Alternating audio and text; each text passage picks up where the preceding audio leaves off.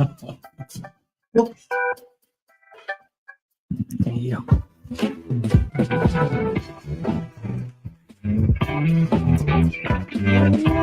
We're back.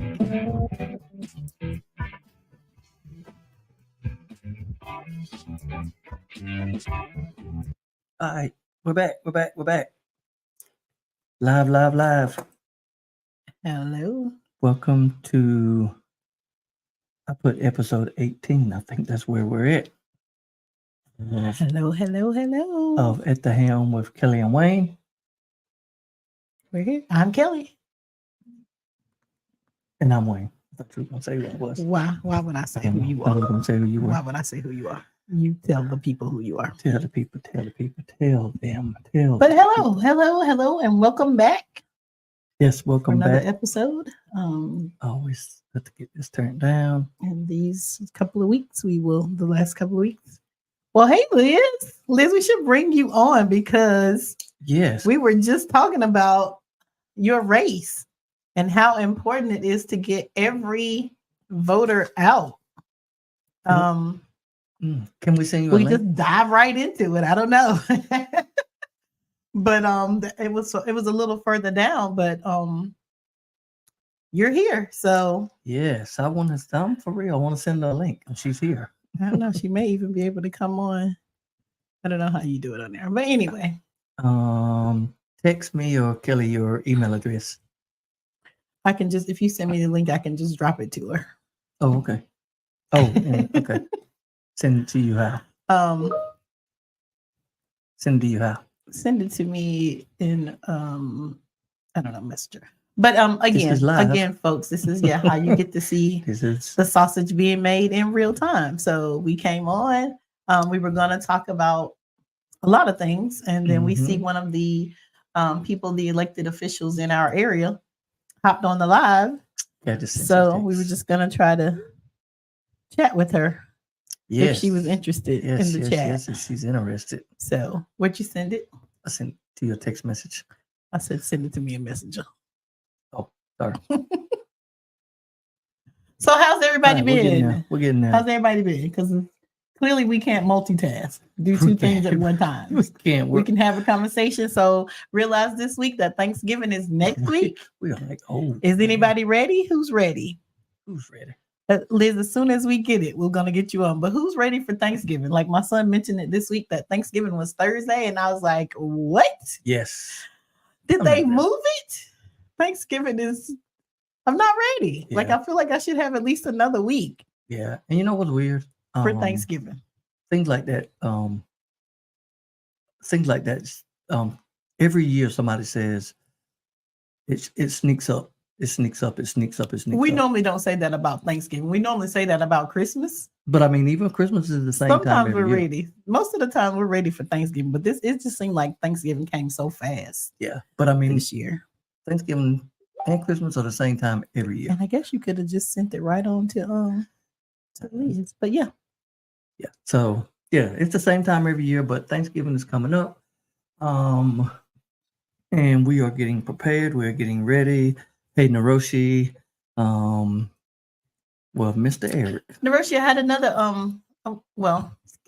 it's more Abdur adjacent, but we had something like that we wanted to talk to. So we're adorable. No, hey, Eric. You are we're just trying to get like you, the hardest working man in media. In media, yes. You can critique us on our sound and video and let us know on this live stream what looks good, what don't look good. Please let us know. We're probably not going to change it, but you can let us know. You can let us know. I mean, if it's easy, we will. If it's easy, we will. If it's something we could do. Oh, and by the way, Eric, I saw your post of all your equipment that it takes for you to move and travel. That was amazing. Just to see all the boxes. So a newfound respect. So Liz, yes, newfound respect. Of having to move all of that and the famous fan. So Liz, you should be able to just click on that link and hopefully that will get you to us. Mm-hmm. But in the meantime, we'll start a conversation with that. So last Tuesday was elections across the land. Yes. Couple of landslide. I don't know. Very important votes. I will talk about the one that was in Ohio where they wanted to enshrine women's reproductive rights into their constitution, and the people in Ohio said, no. Ain't gonna happen. Go Ohio. Let's go Ohio. Have spoken. And it's just amazing that people are so tone deaf about this. Like women are able to make our own decisions, but men in legislative power keeps wanting to legislate what it is that we can do. And it's okay. Have your opinions about abortion, which we always go there, but reproductive rights is more than just abortion. But have your opinion, but don't legislate it. And yes, at some point, let's legislate Viagra, right? Let's legislate. I mean, is it necessary? I don't know. I don't know if it's necessary. And this is going to be a hard left turn. Get you in just a second, Leah. Please, sorry. Hold tight. We see you. But yeah, so Virginia also, they were trying to, I don't know, take over both houses, their legislative branches to go with that governor who, all I know, he was in blackface at one point and he's still governor. So yes, this is kind of where we are right now. Yeah. So Virginia kind of showed up, but right here in Wake County, which is where we live, we didn't have anything to vote for. So we just kind of sat home that day, encouraged people to get out. Mm-hmm. We knew was in, a district to vote. It was like, make sure you go vote, make sure you go vote, make sure you go vote. And then we sat home and watched the results come in, which is always nerve-wracking, even when we didn't have anything to vote for. We just yes. And I do want to say something about the Ohio piece that you said. That it's amazing that Ohio has, the people spoke. The people said what they wanted. But there will be someone in Ohio, legislatively, Supreme Courtly, or someone that will still try to, y'all make up some words. I know you will. But they will still try to overturn and change what the people said. And even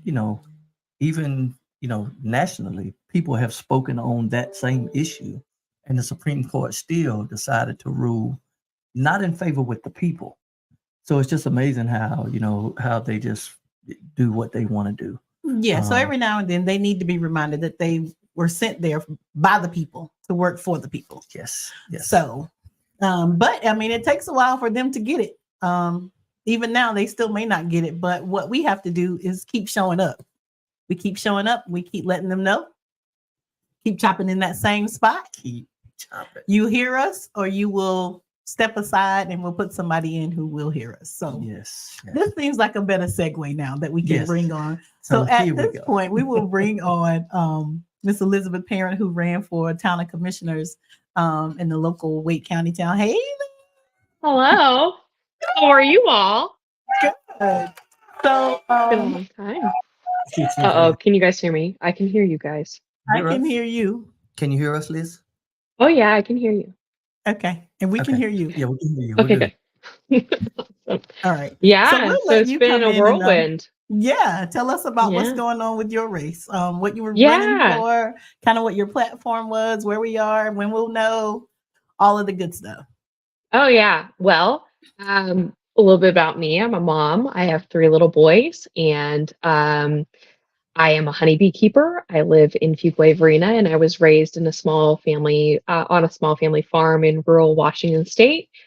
And I was homeschooled. I was raised Christian, very conservative upbringing, and I really loved that small town aspect that I grew up with, and I really wanted my kids to experience a little bit of that. And it got to the point, living 45 minutes outside of Seattle, that we could not afford to put our 2 toddlers into childcare, and for me and my husband to both work and provide enough income to support our mortgage for our 2-bedroom condo. And we were struggling financially, and we got to a point where my husband was given the opportunity to relocate with his logistics firm that he works with out to Raleigh to help them expand their branch out here. So he moved out here, and we all came along for the ride, and we were toured around by our wonderful real estate agent, first to Cary and to Morrisville and to Apex. And the whole time I'm thinking, this is really not what I'm looking for. Then we went to Holly Springs, and then we went to Fuquay. And one of the first homes we looked at in Fuquay backed up to a whole bunch of woods and forest. And it was beautiful. And when you went outside, you could hear the crickets. You could see all of the wildlife. And that's something that you don't always you kind of take for granted when you aren't surrounded by it very for a long time. And so we fell in love pretty quickly with the town, and quickly immersed myself into different aspects of the community through the Moms Club of Fuquay Varina Holly Springs, which is a nonprofit which offers support for moms in the community. I also served on the executive board of the Artist Alliance of the Triangle, which was formerly known as Fuquay Varina Arts Council. Yeah, Fuquay Varina Arts Council. And I just fell in love with everything that this town has to offer and where it's going, which is why I'm running, is because it's going in a similar direction that I saw my hometown go. And Fuquay Varina is so perfectly located in between military base and tech hub, and it's exactly like where I was raised, where we were close to several different naval bases and close to Seattle. And after 9/11, the military bases expanded, and housing developments were popping up overnight. And around the same time, the tech industry began to boom over in Seattle. And so folks were deciding to not live in the hub of Seattle and instead live just outside in this tiny little cute town, because there's smaller classrooms and more land, and it's a lot freer. But then we get a Walmart, and then a bypass comes in, and then another bypass comes in. And it's exactly what we're seeing here. Yeah. And unfortunately, if we've seen this trend, this consistent trend, and Fuquay Varina is slated to be the third largest municipality in Wake County by 2050. And that's really not far off if you take into consideration how long it takes to put infrastructure plans into motion, whether that's designing them, determining which areas need the most attention, and then funding, of course, is a huge thing. And so my platform was revolved around infrastructure advancements, advocating for them, and advocating for state and federal funding to be prioritized for our local infrastructure advancements, and also tackling the housing affordability crisis. That's something that I experienced in my own hometown. Many of my friends and family were priced out of our hometown, and we see it happening here. It's been happening here for a long time. And the only way we can solve it is if we acknowledge it and put into action a study, a housing affordability study, and take what staff finds through that study and put in some proactive measures. And my last platform piece is to lead with smart growth. And I think that there's a way to make resources and services more accessible to our constituents. And that's what I hope to bring. And a little bit of a recap of the election day and all of the ballots that were counted on election day, and that unofficial election result that we see going around all over the place. That ballot count that was released on election day included absentee ballots that were accepted up until November 7th. They stopped counting them into the ballot count. Also, that included election day votes, that included early voting votes, and that I feel like I'm forgetting something, but I'm pretty sure that was it. So that's what that all includes. Now, there are folks who are allowed to continue to mail in their ballot so long as it was postmarked 7:30 p.m. on election day and it arrives on or before Monday the 13th, so last Monday. If it arrived at the Board of Elections, then it would go through the process of being cured or accepted and tallied into the vote count. That and also provisional ballots. So provisional ballots, there's a lot of confusion in regards to what they are or what does it mean. And I've learned a lot this past 10, 11 days or however many days it's been since the 7th.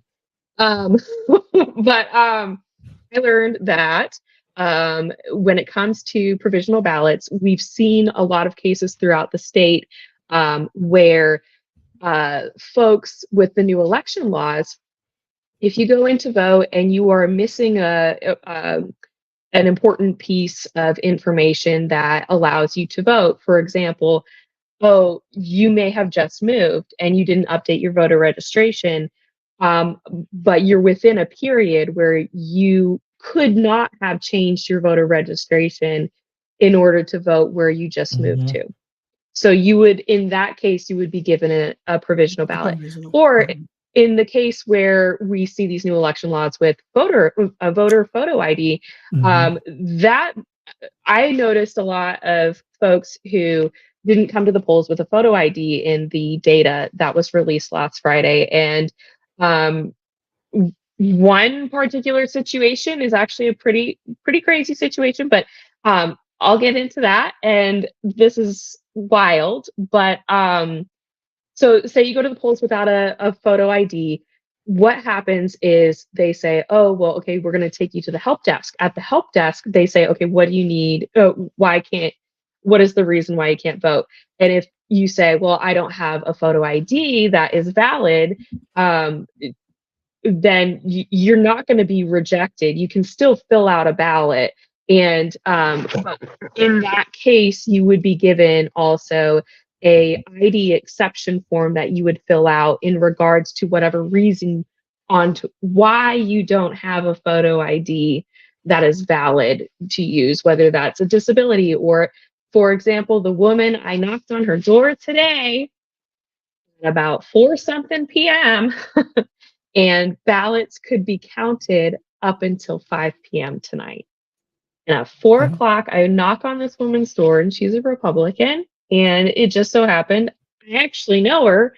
And when I knocked on her door, she said, oh, yeah, I'm really disappointed with the election results. I'm so sorry. And I'm like, well, that's actually why I'm here, is because your vote can still be counted. You did not fill out a voter photo ID exception form when you filled out your provisional ballot. And she said, I didn't know I needed one. I said, what do you mean you didn't know you needed one? Did they not talk to you about this? So the poll worker did not inform her of the need, even though the poll worker knew that this was the reason why she was requesting a provisional ballot. And B, didn't even tell her that was even an option. And so she didn't even know. And unfortunately, it got to the point where the only time that an ID exception form is accepted is on election day. So the only thing that she could do at this point was go to the Board of Elections, apply for a photo ID there, and use that as proof of this is my face. But it was 4 o'clock today, and it was due at 5 o'clock today in Fuquay Arena, and you had to go up to Raleigh. That's not going to happen. And and so we've seen a lot of these situations happening around the state, is what I'm understanding, and to have it happen here in Fuquay Arena with someone that I actually know is actually pretty wild. There was another voter whose door I knocked on today, and I actually got his ballot in, and all of the additional documentation that was necessary to count his provisional ballot has been accepted.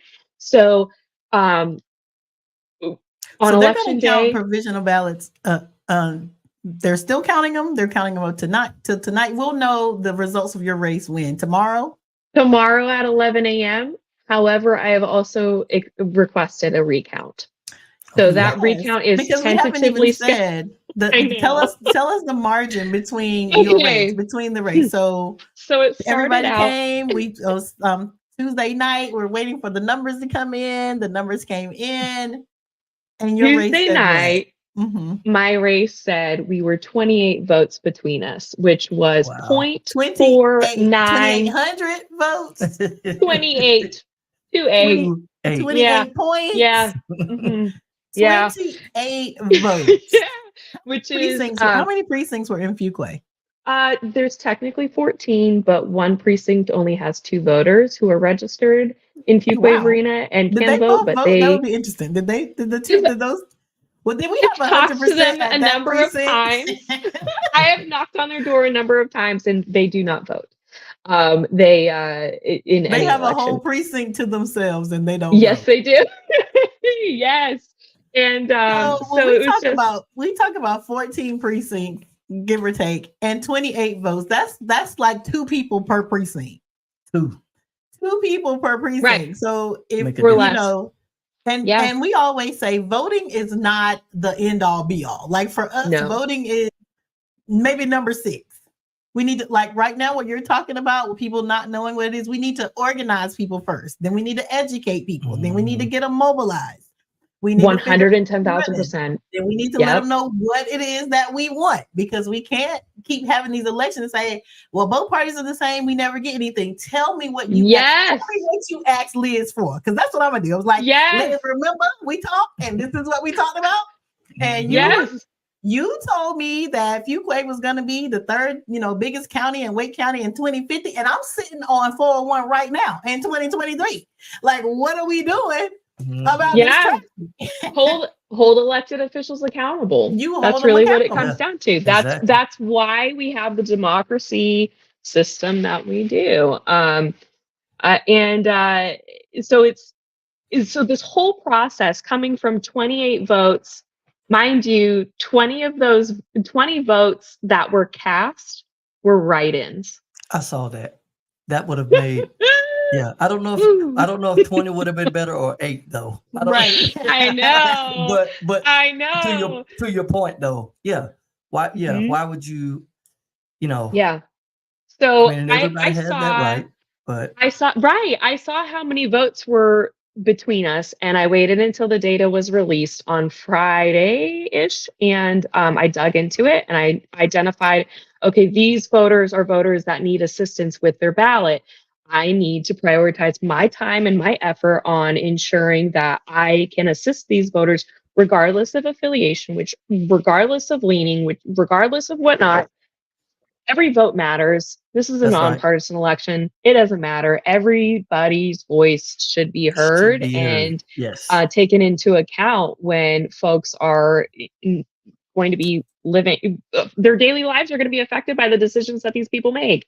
And I respect the process enough to go out and make sure that everybody's voice is taken into account. And that's exactly what I did. I started calling folks. I started knocking on doors. And today was the first day that I was able to actually today was the last day that I was able to get some ballots corrected. And I was able to correct the one. And then unfortunately the second one, which I'm still going to fight for, that our Board of Election or Wake County Board of Election does better and ensures that the poll workers are better educated on what they need to do. And if they're not going to allow this ballot to be counted, I just that kind of makes me feel a little nauseous inside to think, okay, this woman could have voted. She wanted to vote. She was so disheartened by the election results that she didn't ever follow up with the ballot curing process in regards to providing a photo identification to the Board of Elections for 2 reasons. Number one, because she lost her driver's license. and she applied to get a new one, and she's currently still waiting for her new driver's license, her replacement driver's license, to appear at her house. She has the printout thing that says you can drive because this has the code for your driver's license, blah blah blah. And but that can't be used for voter ID. Wow. Because it's not a photo. Wow. Yeah. Well, we will be watching at 11 a.m. So when will you find out about the recount? Like, what's that process? Yes. So I submitted my request for a recount last night. And this morning, when they were going over the ballots, it was determined that there are 8 votes in between us, which is 0.14% between us.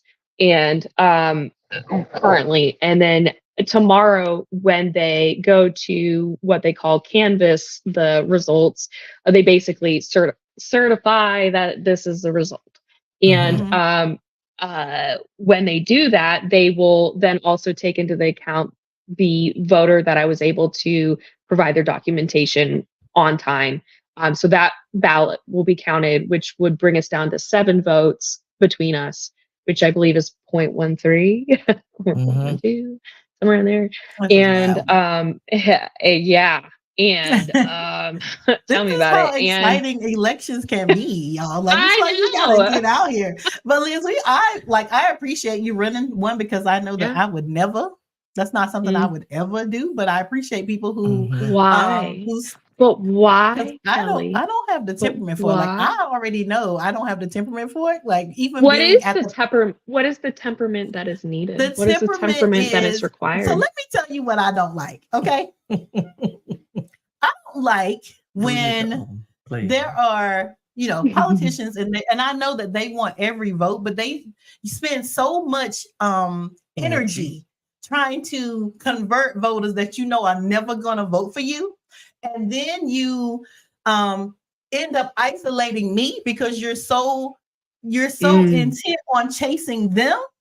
Yeah. They're never gonna vote for you. But you are more, you care more about offending them than defending me. Yeah. Like right now, Liz, let me tell you, right now, this commercial that's running on our TV for this Bill Graham who's running for governor. Yes. Oh yeah. In his commercial, it says, I am either going to put him in jail or in the ground. Yeah. That's his slogan. Now, I don't need people. And I am a registered independent. I don't need anybody, Republican or Democrat, who nobody's going to come out and say, this is unacceptable. Because what constitutes me being put in the ground? Is it speeding? Is it having an air freshener in my window? What constitutes me being put in the ground, Bill Graham?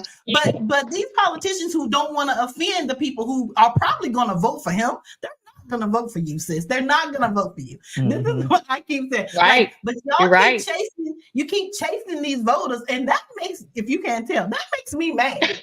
No, it doesn't make you. It makes you passionate. It makes it, and you know why, man? Because I am a one-issue voter. That issue. Oh, really? That issue is I want to live. I want to be here. Yes, that's my issue. Yeah. So your issue is quality of life. So when you got somebody out here who wants to be the governor. He is in charge of a lot of things. Yep. You have a governor who says, I'm going to put him in jail or put him in the ground. And in his commercial, he is showing black faces. Yeah. Oh, yeah. Hard pass. Dog whistle that is no longer a dog whistle. It's a bullhorn now. Yeah. So what I need is for the people who are running for office to come out and call that man out. Like, so here we are. I heard this the other day. We have allies, but it's time now for allies to step up and be accomplices. Well, and accomplices. Okay, hold on. Let's say partners here. Okay. Because if I'm out in the streets, I need somebody else to be out in the streets. If I'm out here talking about this is unacceptable, I need somebody beside me also saying this is unacceptable. Yes, okay. I agree. And you know what? So there was something that was circulating last June. I feel like it always comes out when there are protests or it's Pride. And the quote is, if you're not standing close enough to be hit by the same rocks that we are, then you're not standing close enough. Right? Exactly. I like it. And really, Liz, Right. I don't even want to be hit by no rock. We're tired of getting hit by rocks. It's Yeah. time for some other people to be Yeah. on this front line and take the rocks. If Why you are are really rocks? take the rocks. I'm gonna be at the house. But I want to feel like that there's somebody out in the streets who has my best interest at heart. We can't keep showing up Yes. because Black people are always showing up and everybody else has always benefited from when we show up. When we show up, Yes. civil rights get passed. But who is the benefactor for those rights? When we show up, affirmative action gets passed. Who is the benefactor? Who is the largest benefactor of affirmative action? This is what I'm saying. We're gonna Look show into up. it. We're gonna Look show into up. the fine Who print else here. is gonna show up? So when I say accomplice, that's what I mean. We're not I out see what here you're saying. talking about violence. Right. Necessarily. Right. I'm not talking about that. I'm talking about we can't be comfortable with just this cutesy ally. For me, Liz, I'm tired of that. Yeah. And now this is the temperament. This is the temperament I'm talking about. This is why I will not run. I will not run because I am not trying to convert people who I already know ain't gonna vote for me. But And here's I the will thing. What if we were looking for candidates, Kelly, with passion? Because the number one thing that people are drawn to is passion, and you got it. So yeah, I do, but they play too much because why didn't we run somebody against the mayor in Fuquay? Yeah, like, why? Stop playing with me. Like this Why? is what I'm talking about. We are not serious. All right. We're not serious. Okay. Kelly. So there are homes that are on the market, and there are opportunities for folks who do not live in the city limits to move into the city limits and run for something. Okay, and that's fine. But as a party, that's fine. But as a party who always texted me for money, always emailing me for money, I think the party should have put somebody up to do something. The party, like we just talked about Thanksgiving sneaking up on us next week. Did this election sneak up on the party? It did. We knew when he won last time that another race was coming. What did the party do? Why was the party not looking for me? I don't understand how any race in this environment goes uncontested. We're not serious. And this is what I would be saying. And this is why I don't run. Because people don't really want to hear the truth. That's the truth. They don't. That's my truth. Yeah. That's the truth. They don't want to hear. Oh my gosh. Have you heard my assessment on how Trump won the election in 2016? Have I talked to you guys about this? I was a longtime unaffiliated voter. And because of my upbringing being so conservative, and I saw a very radical end, I would say, of the conservative spectrum. And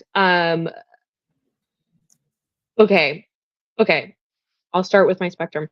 I see political affiliation as a spectrum, as a circle, where a majority of the voters are in the moderate, and then there are, is this your guys' left or is this your guys' right?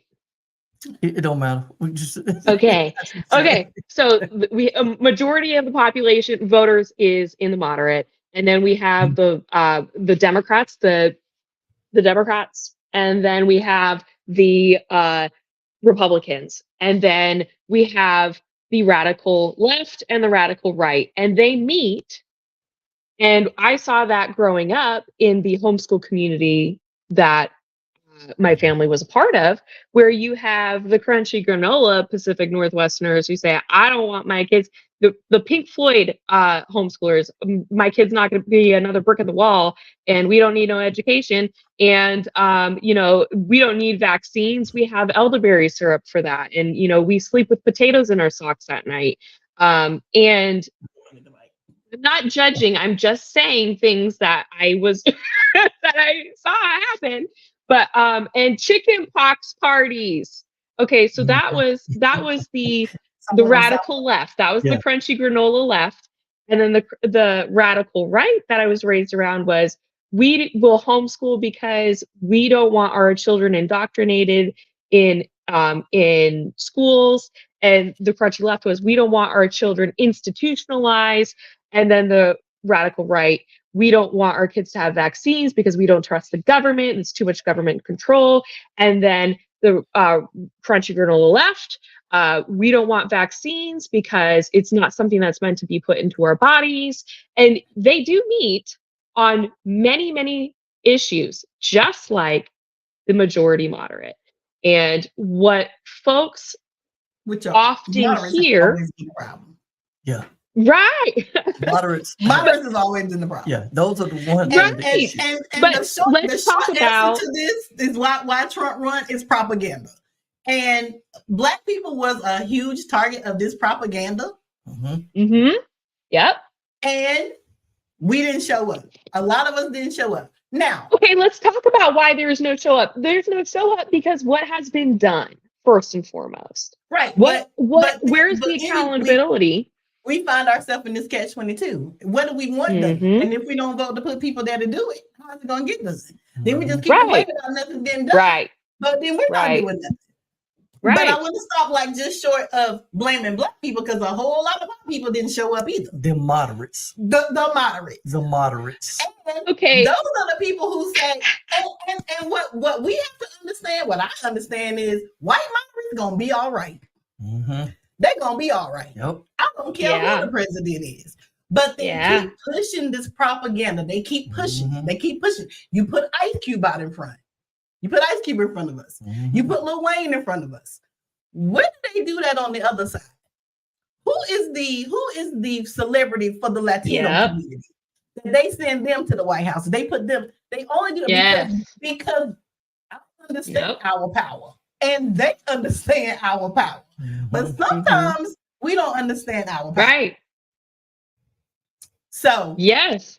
Right. No, you're completely right. And so there's the folks that have been disenfranchised by our democratic process, or the lack of faith in it. And then there's folks who have become more and more apathetic. And I see those as two different groups of folks, the disenfranchised and the apathetic. People who are apathetic don't really care. They just don't really care. Or they just don't have time, so then they don't care. And then the folks who are disenfranchised have just had a really terrible experience with feeling like they were not taken into account, and just ultimately disenfranchised from the whole process that is. And when you have that combination of those two groups, keeps getting pushed. right? So you have voting, that, and nothing keeps changing. You keep voting, so this is why I say, what do you want? Right. So when Liz gets into office, what is it that you want, so that when it's done, you can check it off? And then you're not out here listening to people. They ain't do nothing for Black people. They ain't do nothing for the Black people. They didn't do nothing for the Blacks. Yeah. What did the Blacks ask for? What we asked for? Have something tangible that you can ask for.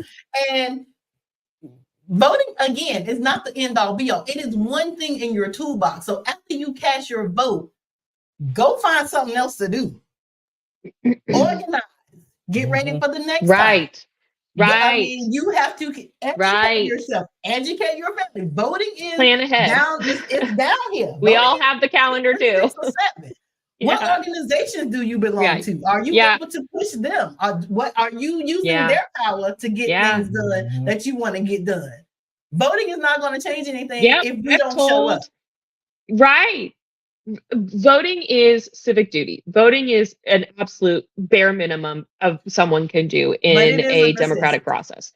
It's a necessity. It is a necessity. Absolutely. Right. It's a duty. The moderates and IQ gonna be okay. Yep. The moderates and Lil Wayne gonna be all right. They're gonna be all right. So y'all keep listening. Keep listening to them if you want to. Okay.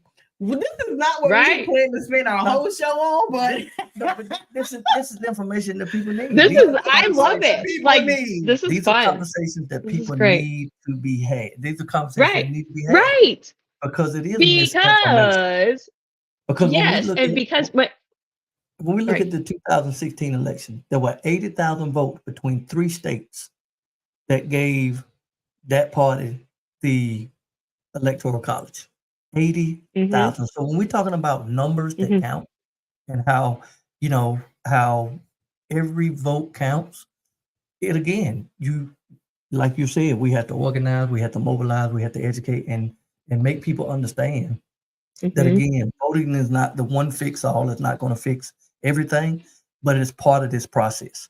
It's part of this our duty, and it's part of putting these people in here, that we want and that can make change. And if they don't want to make change, guess what? You organize and you get some folks together, and they don't stay there long. Yes, one term. We can get rid of people in one term. Yeah. But that's not if you vote and go home. Don't vote and go home and think that that's going to do it. No. Vote and hold them accountable. Right. Because the governor's race, it only took a few people to say, remember Breonna Taylor? And it's interesting that people talk about that race and I say people, white people, don't never say nothing about Breonna Taylor. But Breonna Taylor is the reason why Daniel Cameron is not the governor in Kentucky. Yep. Exactly. That is the number. And organizing. Tamika Mallory organized. Yes. The Black Voters Matter. Latasha Brown organizing. That is so. Don't tell me that voting don't work. Don't tell me that organizing people don't work. Don't tell me that getting behind somebody. Oh, and another thing, Liz. People get death threats too. I'm okay with not getting death threats. So that's another reason why I won't run, because it's a thing. It's a thing. But Trump, I'm circling back here, y'all. Trump, I believe, won because at the time, folks were disenfranchised and apathetic towards the process because it was always the same old, same old. It's the career politicians. It's the stepping stone politicians. Okay, who's going to be next? And unfortunately for the Republican Party, unfortunately for the rest of the country, they recognized that Trump was something that was different, and that is something that was going to turn out the vote. And because he said it like it was and said what he meant, and people thought, oh, this guy is saying how it is, and that feels authentic to me, and you are glistening, you must be gold. I'm voting for that one. So we're talking about races. We talking about races right now.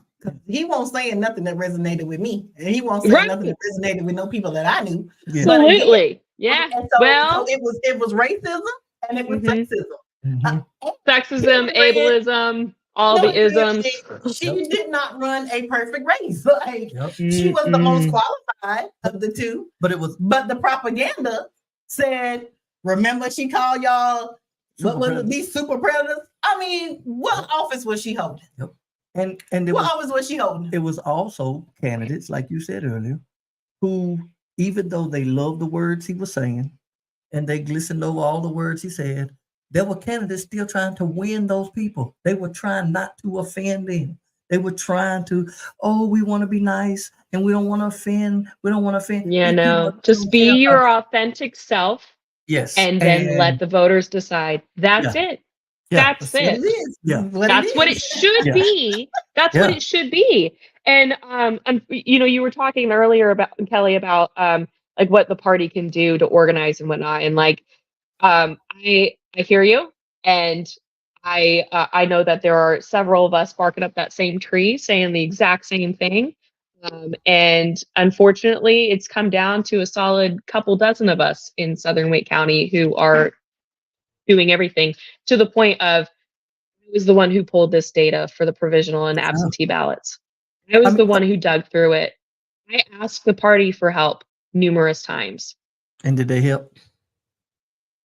And so it's that same party that cost Erica Smith a race 8 years ago.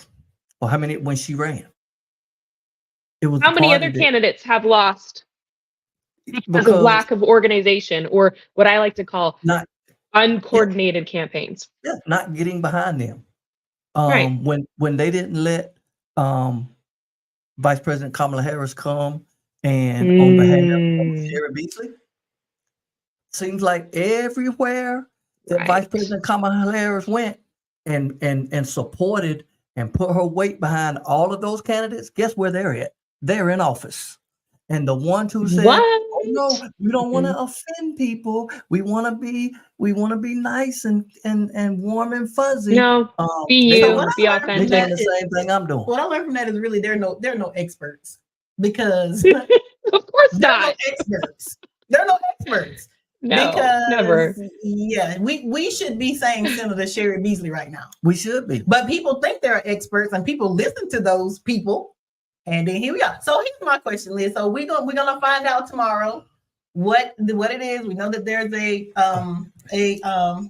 recount that may be coming. But if you don't win, and in the same vein that we're talking about, voting is not just one thing. So if you don't win, what do you plan to continue to do to keep pushing this agenda and to make sure that I live?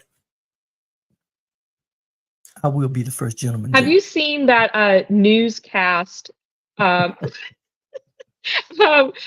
you seen the newscast segment? There was a storm back in like 2019 or something out in I think Davidson, North Carolina, or Cornelius, North Carolina. And a woman was asked, "What do you plan? Like, now that there's this big winter storm coming, what do you plan to do?" And she said, "I'm gonna go home and bake and eat snacks and eat sweets and get all fat and sassy." Do you guys remember that? I'm gonna post it in the comments of this. Do you guys remember this video? Oh, it's the funniest video that went viral in like 2018, 2019. It was the best. I'm gonna send it to you guys. It's hilarious. And that is not exactly what I'm going to do, but I would like to dream that that's what I'm going to be doing. But I am going to continue to do what I do in the community and show up. I'm going to continue to go to the board meetings, or if I can't make them in person, I'm going to watch them online. And I'm going to ensure that if there's an issue that comes to my attention, that I, like I always do, go and ask the right staff members the questions in order to assist folks with whatever issues that they're having, so that we can tackle these situations proactively and productively to avoid just utter chaos and carnage and drama, because I'm over it. I want to sleep at night. But yeah. Do you know how many do you have data on how many registered voters there are in Fuquay? Oh. I mean, I did. I feel like it was 20,000 or between 20 and 30,000 somewhere total. Yeah. Somewhere around there. So yeah, I mean, so that's another thing, that I hear a lot of people say that, and I even hear, Reverend Barber say a lot of times there's really no red states. They're just unorganized states. The people have not been organized and mobilized. Yes. And so when we see we see registered voters in the 20,000 numbers, when we see registered voters in the numbers of 20,000 that have the ability to come out and draw and color in a circle, and only 3,000 of them show up, when the winner wins with 3,500 votes, when the winners win with 2,000, I mean, organizing. It's about getting out. It's about organizing people and getting them energized. In addition and letting them know. I would add on to that. It is accountability from our elected officials. When I've gone out into the community and asked people, there are a lot of people who say, "Oh, I don't vote," which is like my least favorite answer ever. And I want to die inside a little bit every time I hear that. But when they say, "Oh, I don't vote," I'm like, "Well, why?" I want to know, genuinely, curiously, what makes you choose actively to not vote? And they say, "Nothing ever changes. I've voted before and nothing ever changes. I don't see anything happen." And I'm like, you know what? Yeah. So the next question is, what did you do? After you voted, what else did you do? That's the question. Exactly. Yeah. Exactly. And so it's ensuring that our elected officials are doing what they set out to do. That if they are not achieving the goals that they set, that they are at least working towards it. and coming back to the community and saying, still fighting for this. This is not an issue that has gone away from my mind. It's what it comes down to me. I think it's a two-parter issue. And on you that know, front. for organizations, for people who are active in this, and I know candidates, are always working, but there comes a time when we just can't knock on a door 3 months before an election, and when someone says, well, I don't know, because there's no relationship. There's nothing there. Or come show up at churches and speak at churches 2 weeks before, or 3 weeks before, or a month before the election day, and never show up again. Yeah, where they've had an opportunity to be in that community prior. No. And being, at least be visible. At least if I'm going to, if I'm someone who's going to be, if I have aspirations to be an elected official, if I want to make a difference in a community, my face ought to be recognized long before my name is on a ballot. Somebody ought to know who I am long before my name gets put on a ballot. There should never, ever be a name on a ballot in a city, in a community, in a neighborhood where somebody looks down and sees that name and is like, who is that? Who is that? That's disrespectful to the people to want someone to come out and support. Now, there are instances where, someone at the last minute may get the unction to run. Those are certain situations. But for someone who has been a community advocate or trying to run and has ran several races and several different campaigns and several different, people ought to know who they are. They have to be a faith in all communities. Right. And then when you build those relationships, you build that trust. And let people know. But going out knocking, now when you knock on the doors 2 months before the election, that's just a reminder. That face ought to be a familiar face already. That shouldn't be the first time I have to explain who I am, what my platform is, and all of that. That's not going to work.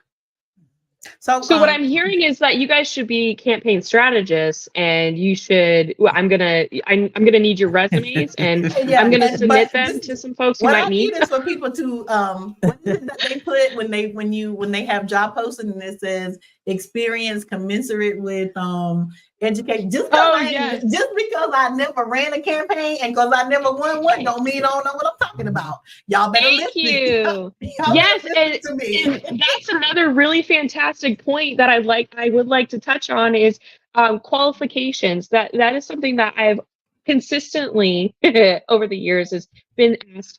What are your qualifications to run? And our Constitution says that depending on what race you're running in, you have to be a certain age, and you may have to live in the district, and there may be some additional qualifications that are required of you in order to put your name on the ballot. Our political system was made so that folks who are average folks who have a calling to serve can do so, and qualifications are outside of those required qualifications or prerequisites to getting on the ballot. A voter's qualifications for a candidate is subjective to each voter. For example, you said you were a single issue voter. You vote based on quality of life. There are some folks who vote based off of the Second Amendment.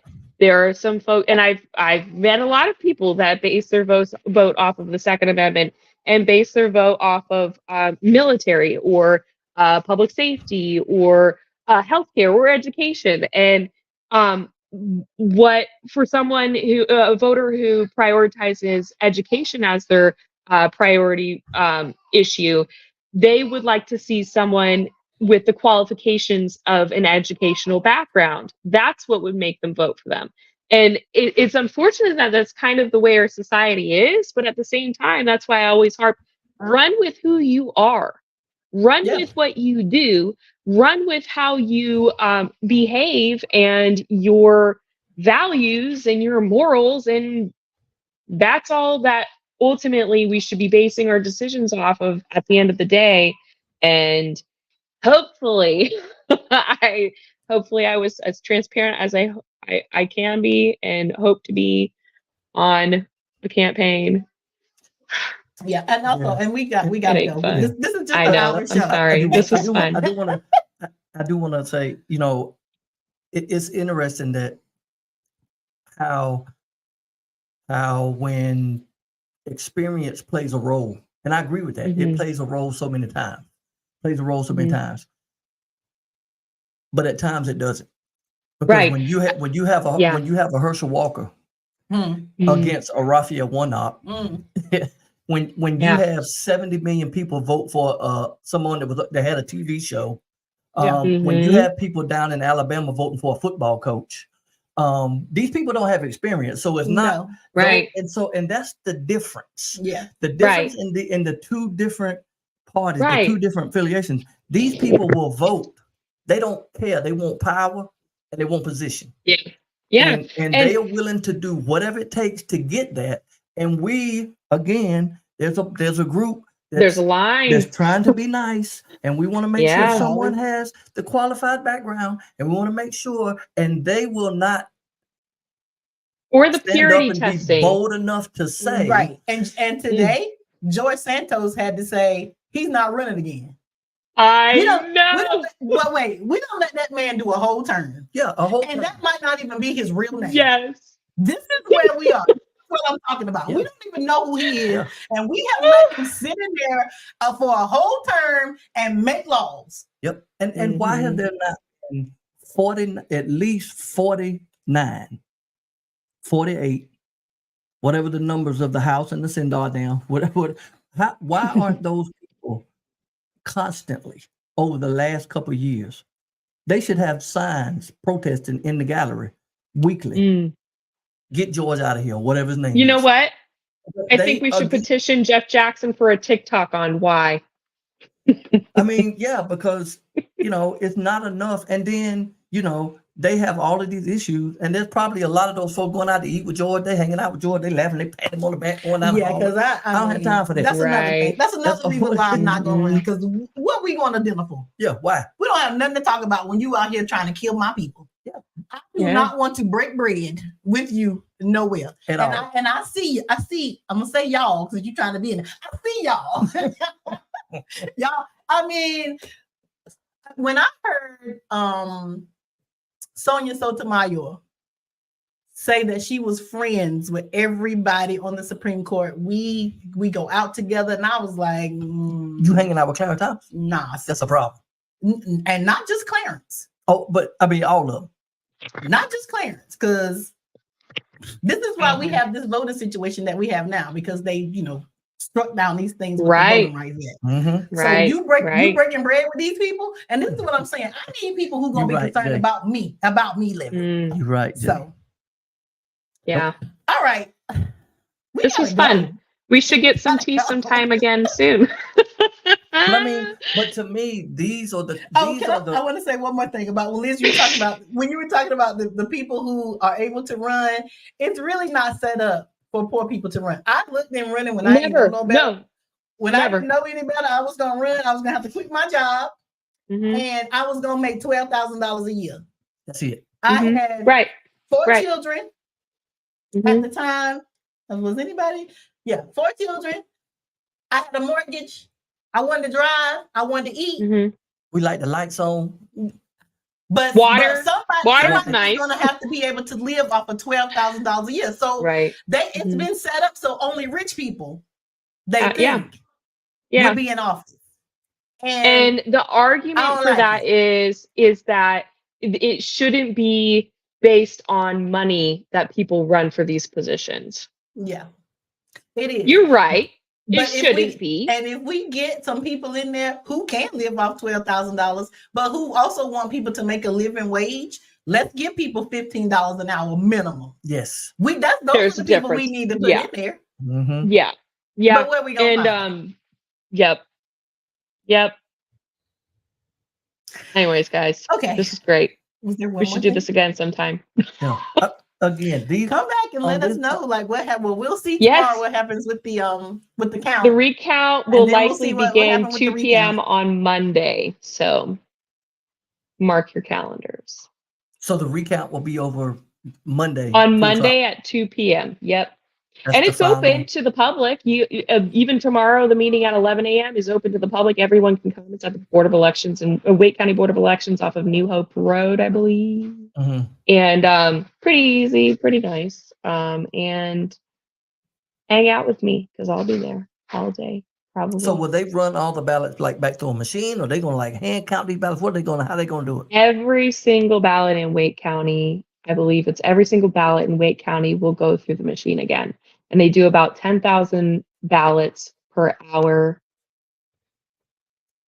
So it's not just the Fuquay precincts. It's all of Wake County. It's all 17%. All 17% of the people who bothered to show up.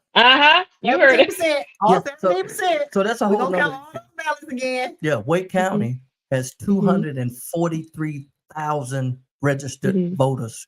Right. 46,000 came out in these not municipal even 46. I think it was 40. 40,000. Yeah. 40. Yeah. What?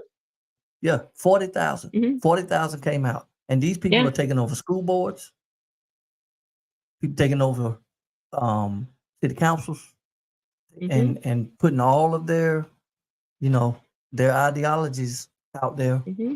That or they're adopting the ideologies of a party. Yes. So all right, we gotta wrap it up. I know you guys gotta do your thing. I appreciate this time that you guys gave me. Thank you. I miss you guys. I haven't seen you in a million years. Thank you. We will talk to you. Good luck. No clap, nothing. Oh. Bye. I mean, I'm trying to cut it all the time. Now you have to touch it again. Touch it again. Okay, so we had so many other things that we were going to talk about. Overtime. We went to we're gonna cut this one off. No. And turn it back on. We went into double overtime in the football game, so it happens sometimes. All right, so if all four of y'all want to stay here, so Jay said something. Oh yes, yeah, I want to. And I wanted to go back to it. That he said we was talking about. I think we were talking about why people didn't vote, and Jay says trauma, and then he said many blacks were bullied or killed to not vote. That's true, but once black men got the right to vote in 1860s. The first go around. Black men were showing up at 30%. We would be hard pressed right now to get a 30% turnout in our block. So again, Jay, you need to come on. We can have this conversation. But let me send you the link. No, because we're getting off of here. But so we can't continue to use, of course, and I wanted to talk about the Black pioneers. This is what happens when you lose control of your show. This is what happened. We had a whole agenda. And my ADD with the dandelion. No, what's over here? I'm gonna tell you we stayed over there in the dandelion field. I'm gonna tell you exactly what happened. When that lady asked you, why don't you run? Oh, we was already 15 minutes about to close then. It was already too late. It was too late. Early on. It was too late. No, well, let me show you this. When somebody said, when I had to tell them, oh, she gone. Yeah, that was, I don't know how to get the time on him. But yeah. But so that agenda can move to 2 weeks from now. Because the pioneers are still going to be pioneers. So we can talk about Mr. That was 33 minutes ago. So it was 8:30. But so we was early. We was early in that. Yeah, but we could have cut it off right now. But you were 10 minutes into your zone then. But I'm saying it was 8:30. Let's shift. Let's pivot. We good. What's this called? I don't know. What's that called when you do that? It used to be the way. Oh, yeah. What is that called? I couldn't tell what it was. But yeah, we can talk about Mr. Willie Cooper. Yeah, there was so much. Yeah, we're gonna have to come back. We're gonna turn this one off. We're gonna start another one. Right now? We're gonna have two. Yeah. We're gonna start another right now? I don't know what you want to do because I'm not gonna remember this in 2 weeks. We're gonna have we will have had our Thanksgiving breakfast where about 50 people show up. Maybe. Or more. So so we was gonna talk about Thanksgiving. Kind of snuck up on me. I'm trying to get everything cleaned up. So the question, do you clean up before company comes, or do you clean up after? Because you clean up before, and then you're gonna be mad when somebody drops something on that floor that you done spent all day mopping. So do you clean it up? Do you clean up before or after company? Yes. Y'all let me know. Mm-hmm. So the thing that I was going to, when I said it was Abdur adjacent, Naroshi, if you're still here, we went to a graduation this week where young ladies were graduating from a nursing school in Durham that was named after the first Black nurse. Actually, I think he was the first male nurse, Black or white, right? In North Carolina. His name was William A. Reeves. There's a school in Durham named after him. So they're graduating. This is their second graduating class. So I thought about Abdur, who I know who was the first Black man to graduate from Duke's School of Nursing. Yes, go Abdur. So, I mean, we're not going to hold against him that it's Duke, but I mean, no, we like go Abdur. We like Abdur, though. All right. We got to go. This, okay. I mean, all the things we weren't going to talk about, y'all got to hope we remember it next week. We'll remember right now. We'll leave it in here. Pioneers. Right now, pioneers. Hey, Melissa. Are you out of the country again? Melissa, stay out of the country. Yeah, because the last time I'm trying to. We appreciate you. We appreciate y'all hey, for tuning in. Yeah, so I don't know. All this adrenaline, I'm gonna go vacuum a floor or fold a load of laundry or something. But we gotta go.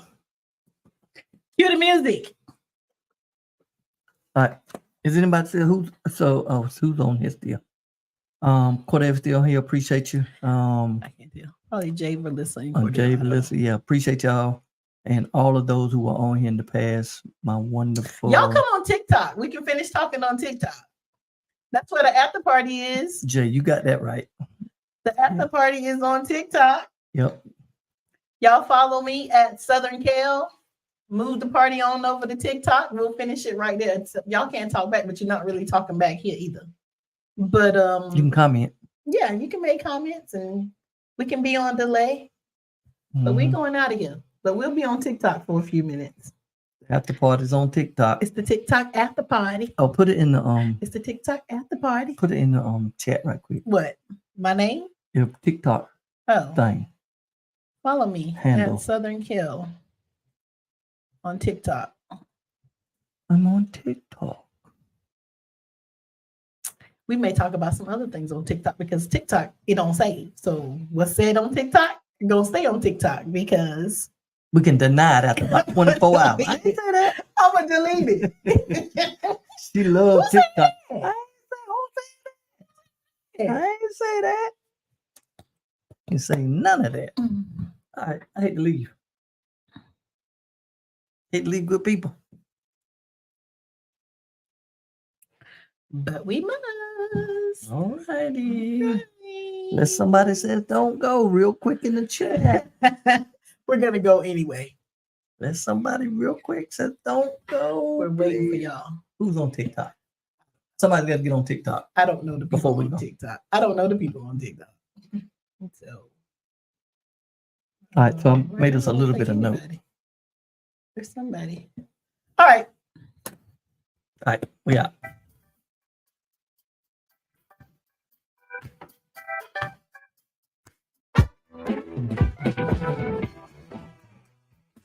Let's go together. Hey. Hey.